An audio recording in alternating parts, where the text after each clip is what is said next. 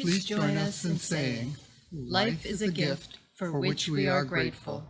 We gather in community to celebrate the glories and the mysteries of this great gift. Hi, my name is Chris Holton Jablonski, and it is my great joy and my deep honor to serve you as your minister and to welcome you to another wonderful worship service with First Church. I'm so glad that you're here, so grateful for the precious gift of your time and your attention. Today is a very special service where we're celebrating our high school seniors, and we get to hear from them a little bit and hear many other folks from the youth group playing all sorts of music. It's a wonderful service, and I'm so glad that you get to experience it. And before we dive in, I want to just lift up a couple things coming in the not too distant future. We have a children's music program, Cabaret, coming Thursday the 27th at 6. Please register for that. Lots of kids worked really hard on this. It should be really fun, a very different sort of thing, but still really wonderful. So that's on the 27th at 6. Do come to that. And then we have our annual meeting coming up not too far away from that on June 6th. So do please look out for those and register ahead of time once you see those announcements. And so many other opportunities to connect and serve. So do check in, reach out if you have any questions. Sam, Foster, myself, all of the staff, all of the leadership are very happy to help you get connected and answer any questions you might have. So for now, come, let us worship together.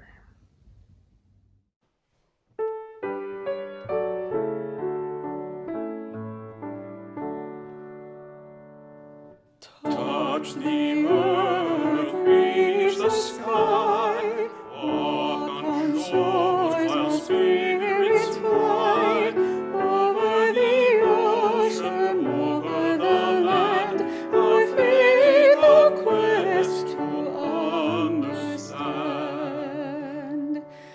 Touch the earth, reach the sky, children ask the reasons why. In our lives the answers show, and by our love they learn and grow.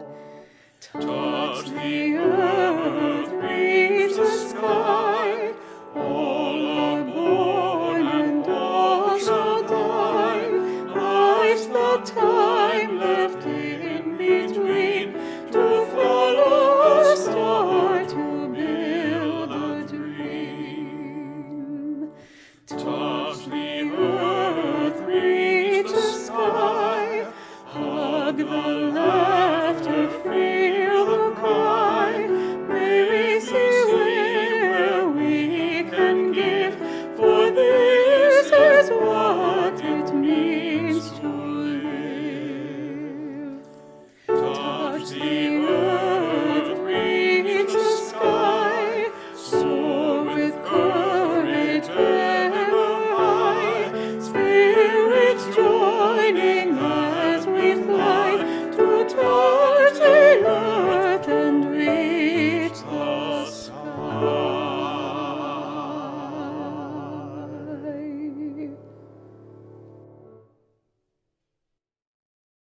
Hi, I'm Leslie Talmadge, one of the youth group leaders these past 2 years, along with Sarah Axelrod, John Howe, Eva Patalis, and Richard Waring. After a year of so many losses in so many aspects of our lives, it's not surprising that languishing has been described as the dominant emotion of the year. Languishing, a sense of stagnation and emptiness. And youth group, primarily on Zoom for the past year, hasn't exactly been what we were hoping for. And yet, last month, for the first time in more than a year, youth and advisors gathered for frisbee and soccer and hanging out and eating ice cream on the church green. There was bocce and laughter and serious discussions. Graham Bachman, Marcus Davidson saved the day, not only with their eternal goodwill, but also for saving the frisbee from the tall tree limbs time and time again. They also demonstrated great leadership skills as members of the Youth Advisory Council, working with Cora and youth group advisors, primarily last year. I have to mention Lily Pfister's warm smile, optimism, and enthusiasm, and Jason Eiler Keniston's eternally upbeat spirit and goodwill throughout in-person and online activities. During a recent game night at Town Field, Cooper Valentine rallied his peers to try a new lawn game, and then, during Candles of Joy and Concern, urged the members of the youth group to hang in there. There's so much to be gained by being a part of this youth group circle, he shared.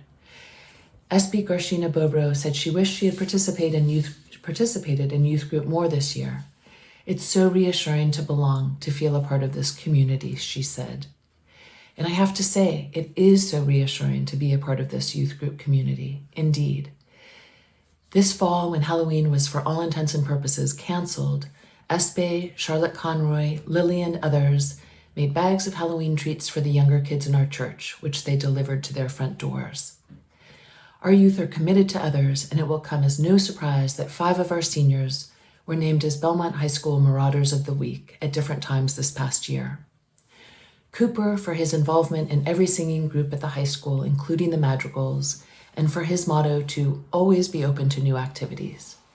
Graham, a member of the Tri-M Music Honor Society, the BHS Ultimate Frisbee team, and a member of the marching band. Ali Kolb, officer of the Performing Arts Company at BHS, co-president of the Menstrual Justice Club, one of the yearbook editors, and a student advisor to the school committee. Tilly Hamer for her athleticism, musical skills, and work on the Hunger Banquet, which spreads awareness about addressing poverty, and for her work raising thousands of dollars for breast cancer research. Carwin Sarr for his interest in Roman history, culture, and mythology, and for his leadership skills, including leading the high school's Gender Sexuality Alliance for LGBTQ students and allies. But in my view, and I believe my fellow advisors would agree, each of our seniors deserves recognition and accolades for their thoughtfulness, resilience, their sense of humor, creativity, spunk, and energy, and especially for their willingness to share their beliefs and concerns and honesty with fellow youth group members, to model moments of vulnerability and truth. I will never forget witnessing Allie's and Charlotte's joy and enthusiasm over their service project to Laredo, Texas, with the Belmont Religious Council.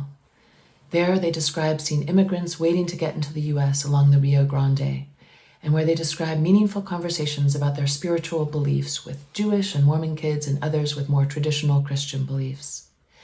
They went further and invited youth group members from the other worship groups to share in UU Candles of Joy and Concern. And it was fun to witness Linda Ellard's enthusiasm when her Belmont High cheer team won the Middlesex League Championship last year, and seeing her beautiful photos. Becca Anderson, a passionate and generous baker, shared the best chocolate chip cookies every week, bringing a batch to youth group almost regularly, and was captain of the Belmont ski team. A musical uplift was hearing Jess Prenderville's beautiful guitar playing at the last campfire at Sandy Island, and hearing about James Fitzpatrick's athletic successes, including his fundraising campaign for Black Lives Matter. As captain of the track team, he challenged his teammates last year to run 500 miles in 1 week for the BLM cause. Zeke Burden got his driver's license last year on the day before the RMV closed down for COVID, and got his first job serving food at a retirement facility. Named an essential worker during the pandemic, he also played varsity soccer for Arlington High. So as these seniors graduate, I want to thank them for their courage and integrity, and wish them the opposite of languishing, which is flourishing. Please, please come back. This is your community.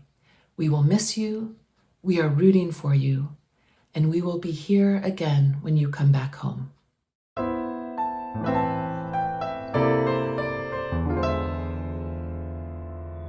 I dreamed last night I got on the boat to heaven, and by some chance I brought my dice along, and there I stood, and I hollered someone fade me, but the passengers, they knew right from wrong.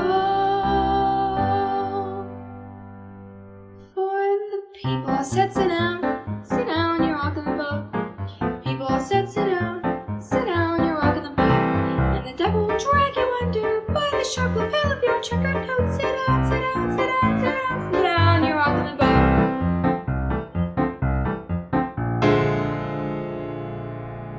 I sailed away on that little boat to heaven, and by some chance found a bottle in my fist, and there I stood, nicely passing out the whiskey, but the passengers were bound to resist. For the people all said, beware, you're on a heavenly trip.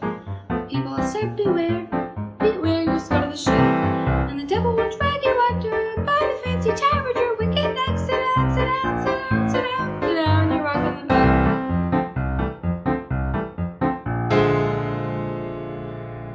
And as I laughed at those passengers to heaven, a great big wave came and washed me overboard, and there I sank, and I hollered, someone save me. That's the moment I woke up, thank the Lord. And I said to myself, sit down, you're rocking the boat. I said to myself, sit down, you're rocking the boat. And the devil will drag you under with its soul so heavy you'd never float. Sit down, sit down, sit down, sit down, sit down, you're rocking the boat.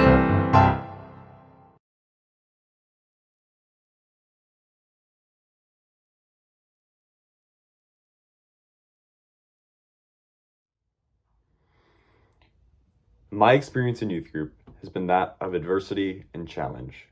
First, being unable to work during the service trip we took my sophomore year, and secondly, the global pandemic, which halted much of what made youth group so much fun. Without the kitchen to snack in, or the parlor to chat, nothing felt the same. Yet, like life on this planet has done for billions of years, we adapted, going on many of the now patented socially distanced walks. Amazingly, I was able to have conversations with those very same people I had known for so many years. A beautiful experience that I look forward to for the past 8 months of solitude. Yet these conversations weren't the same. Despite our only slightly hairier faces and our quarantine cuts, I thought of them as the same people. Yet the conversations we had were new and different because of the experiences we had had. This progress I saw in my friends and later my teachers showed me that people are constantly changing. It's an amazing thing to watch others, but it's even more amazing to watch yourself. As I reflect back on my past, I see the ways that I've grown through the decisions I've made and the ways I've reacted to challenges that have presented themselves to me. Youth group has granted me many of these opportunities, giving me a safe and welcoming community within which I watch myself grow into what I like to consider a leader.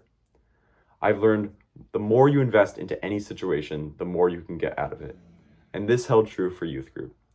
As I started attending more planning meetings, I was able to plan more events. And I was able to get more out of every session, feeling that I could really put my footprint into it. My lasting sentiment would be that life is not only a gift, but it's also a journey. This is the time in our service where we invite forward an offering to help support the good work of the church and our partners in the wider world. All month long, we'll be sharing our offerings with the Unitarian Universalist Service Committee, who many of you heard about last week, do incredible work all over the world, really amazing, and have long connection with First Church. So do please give generously. And if you want to learn more about their work or become members like we are, you can go to uusc.org and learn more about that.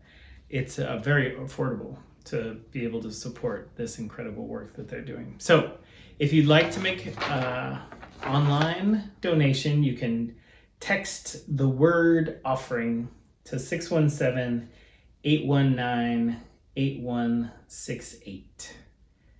And a super enthusiastic thank you to Miriam Baker, who's helped make this all so smooth. Janice too, but it's Janice's job. So anyway, thank you very much for your generosity, and we are deeply grateful.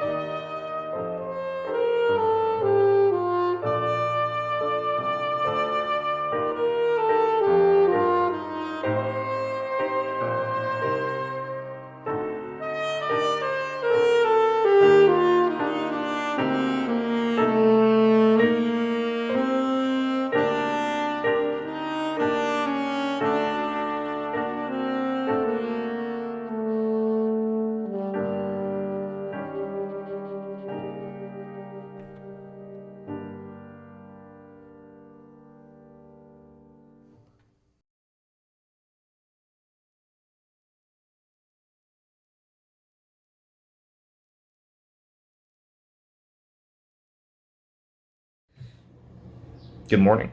My name is Marcus. I'm a senior, and this is my reflection on my time at the church growing up.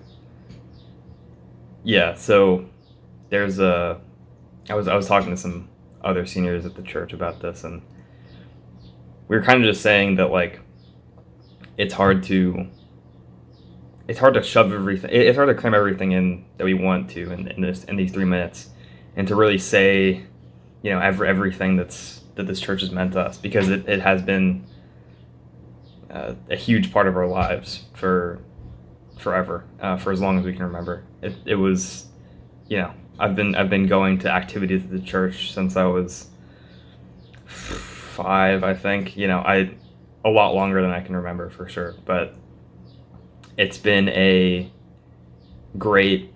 It's always been like great having a sidetrack, running to school or running to other extracurriculars, right? You have your other stuff, but then you always have church to fall back onto, right? That's your CREs, the, you know, hour in the classroom that you get, and you get to interact with people you might not usually interact with. You get to, you know, learn a cool lesson, learn about different cultures. I think it's super important. I think I'm a more complex person now because you know, I think being exposed to that stuff at a young age and being able to think complexly about those topics and about different religions, I think it's so important to have those abilities to do that.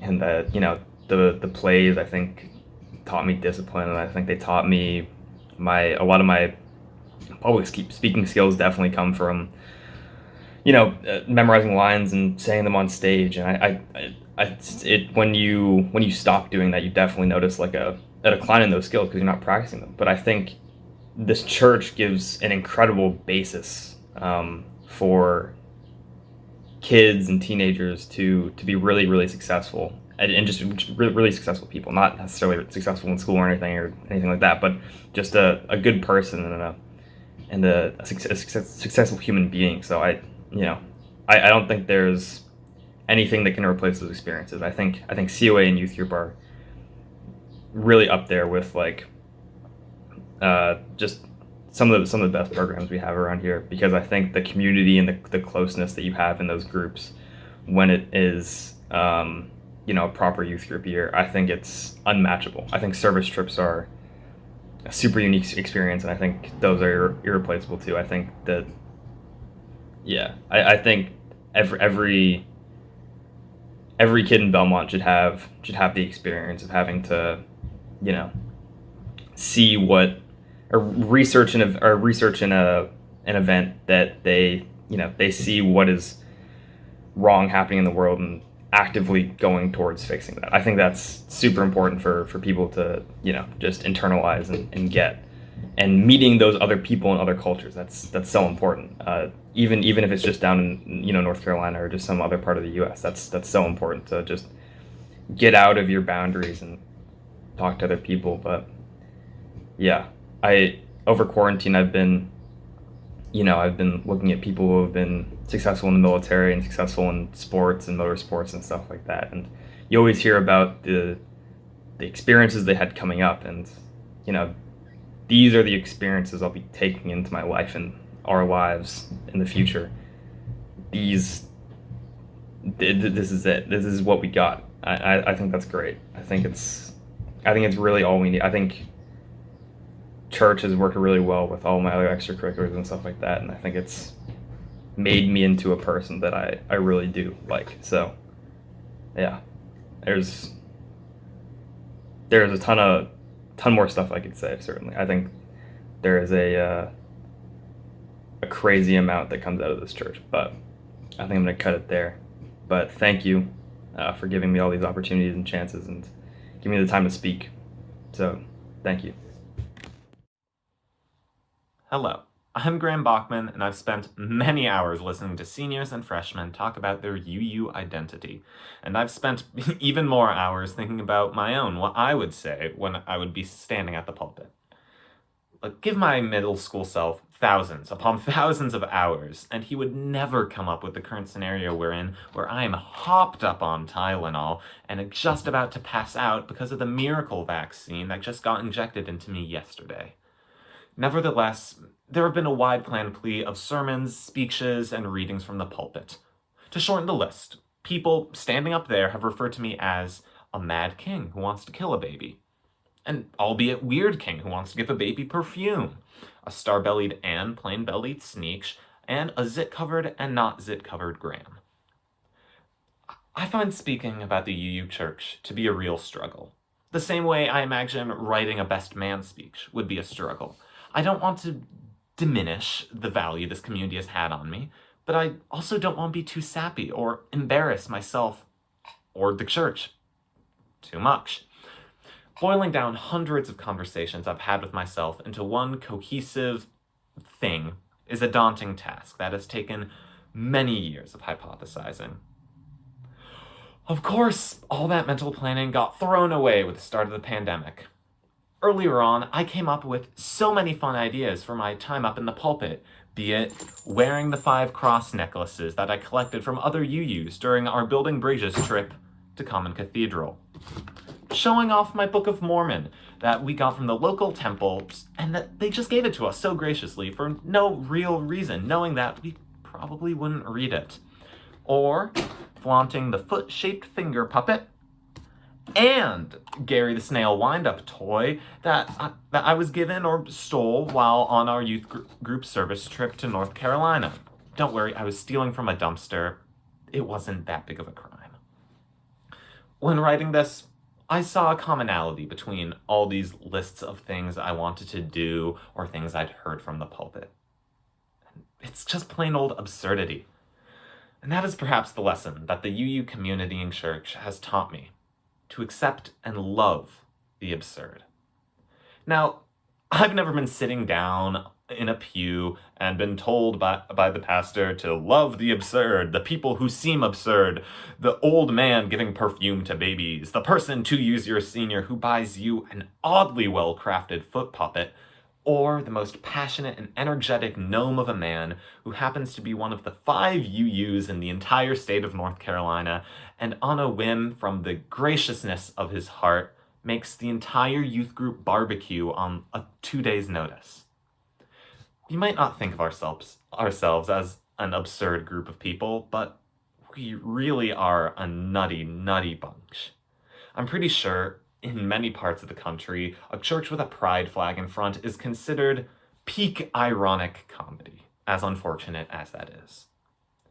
That isn't true in our northeastern part of the US, but absurdity, it's a relative thing. The norm is always changing, and accepting the absurd of the world is the only way to thrive.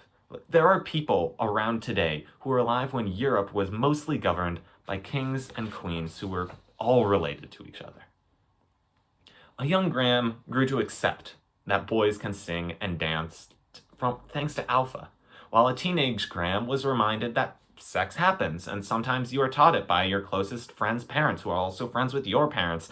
And yeah, sure, they've said so many times that they aren't going to tell your parents anything, but hey, you had a pretty funny story buying the condoms for them, so, and come on, a good story's a good story, so why wouldn't they just... An older teenage Graham was able to appreciate music and theater as more than just a fun social activity thanks to Ian, and my time at youth group helped me to adapt to moment absurdities from my closest friends vomiting from albeit really good tasting fried chicken while we slept on Red Cross cots with a day's worth of hammering kitchen tiles behind us. We're an absurd bunch, but hey, that's the way we were raised by you guys. You created a youth group that is primarily atheist, agnostic, Christian, Buddhist, and Jewish. Again, peak ironic comedy in other parts of the world. I know I haven't properly explained what this community has meant to me and to so many others, and I will never be able to explain all that it has done to me, and I'll be regretting every detail and event that I've left out of this little speech for years upon years to come. Give me all the time in the world, and I could never give enough credit to the hard work of Alpha, Ian, Simon, Sandy, Cora, Sana, the Academy, and of course, my parents. I'll end this with a little story. At the tail end of the youth group's trip to North Carolina, we spent a couple hours on the pews and on the floors of a local UU church, and we were writing letters to each member of the youth group, just whatever we felt. We were writing on small strips of yellow paper from about 1 to 2 in the dead of night. I've kept all these letters in my room, and they never fail to provide me with comfort, seeing the words of love from so many people who I deeply respect. When I was writing my letters, there were 2 people I found impossible to write something to live up to their importance to me. So I wrote in big block letters, "I owe you." Because I really did, just like how I really owe this community so much. One of those people was Marcus Davidson. And when we were flying back, I was looking through my bag, and it's good to know he felt the same and struggling to express his love for fellow UUs. Thank you for everything. I promise to stay absurd.